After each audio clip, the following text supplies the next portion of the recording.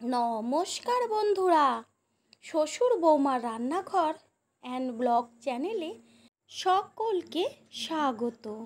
আশা করি আপনারা সকলে ভালো আছেন। আজ চিচিঙ্গার দারুণ টেস্টের একটা রেসিপি আপনাদের সাথে শেয়ার করব। ভাত, রুটি, লুচি, পরোটা সমস্ত কিছু দিয়ে ভীষণ ভালো লাগবে খেতে। তাহলে রেসিপিটি কি করে করব দেখে নেওয়া যাক। সবার প্রথমে চিচিঙ্গার এই রেসিপিটি তৈরি করার জন্য 4টে চিচিঙ্গা নিয়েছি। আর 4টে চিচিঙ্গায় কিন্তু অনেকটাই তরকারি হয়ে যাবে। এবার চিচিঙ্গার গাটা হালকা করে বটি বা ছুরির সাহায্যে চেঁচে নিতে হবে। দিয়ে খোসাটা কিন্তু তুলে নিয়ে তারপর একটু বড় সাইজ করে মাঝখান থেকে অর্ধেক করে টুকরো করে নেব। তারপর গ্যাসের ওভেনে কড়াই বসিয়ে কড়াইটা ভালো করে গরম করে নিয়ে দিয়ে দিচ্ছি সর্ষের তেল। এই রেসিপির ক্ষেত্রে সর্ষের তেলেই কিন্তু খুব টেস্ট হয়। আর এতে ফোড়ন দেব শুকনো লঙ্কা আর 1 চা চামচ কালো সর্ষে। এই রেসিপিটা এতটাই টেস্টি, ঠিকভাবে যদি আমি যেইভাবে করছি সেইভাবে করা যায় তাহলে কিন্তু যারা একদমই পছন্দ করেন না চিচিঙ্গা খেতে তারাও কিন্তু খেয়ে নেবে। তেলের থেকে সুন্দর যখন ভাজা গন্ধ বেরোবে তারপর দিয়ে দিচ্ছি 1/2 চা চামচ ফোড়ন হিং। গ্যাসের ফ্লেম লোতে রেখে হিংটা একটু তেলে নেড়েচেড়ে নিতে হবে। তারপর দিয়ে দেব পেঁয়াজ।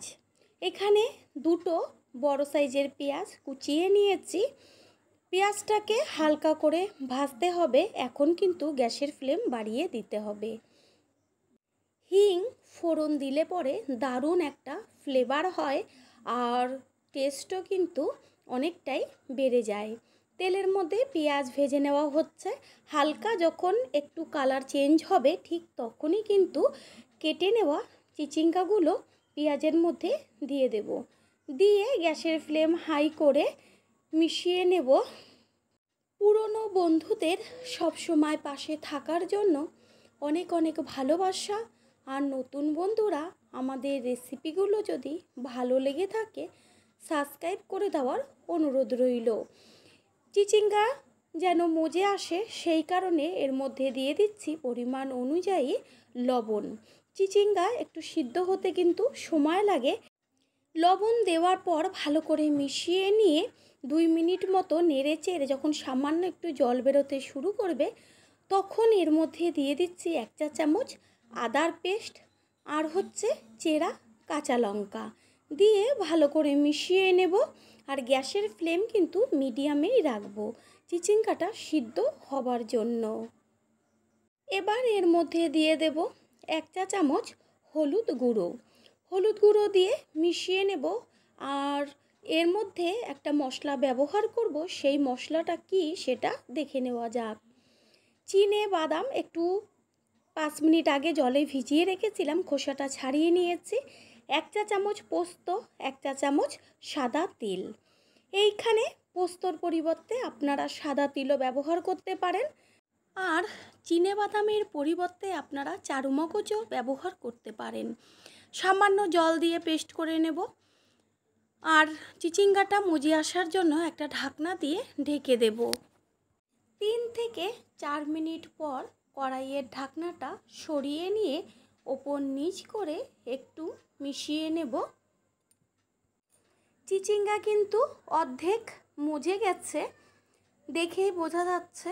এবার এর মধ্যে দিয়ে দেব যে চিনেবাদাম, সাদা তিল আর পোস্তর পেস্ট করে নিয়েছিলাম সেই পেস্ট।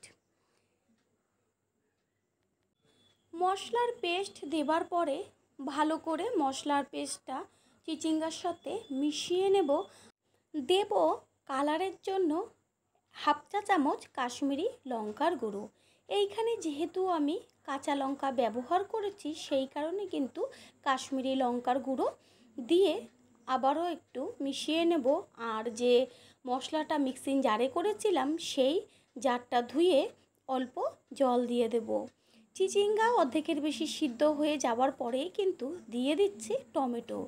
এইখানে একটা বড় সাইজের টমেটো পেস্ট করে নিয়েছি, সেই পেস্ট দিয়ে দিলাম।